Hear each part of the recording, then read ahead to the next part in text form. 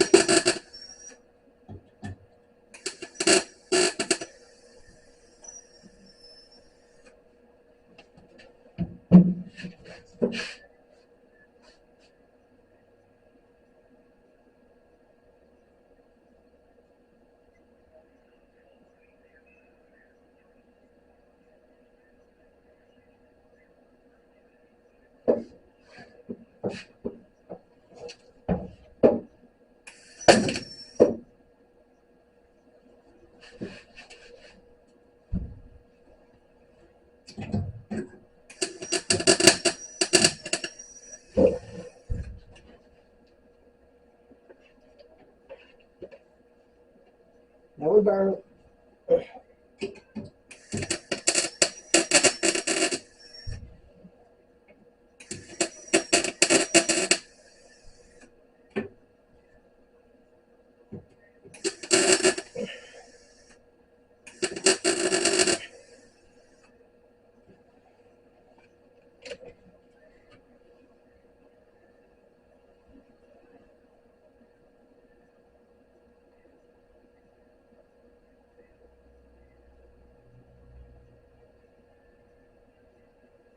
So it's going to take a little while. I have to go bit by bit.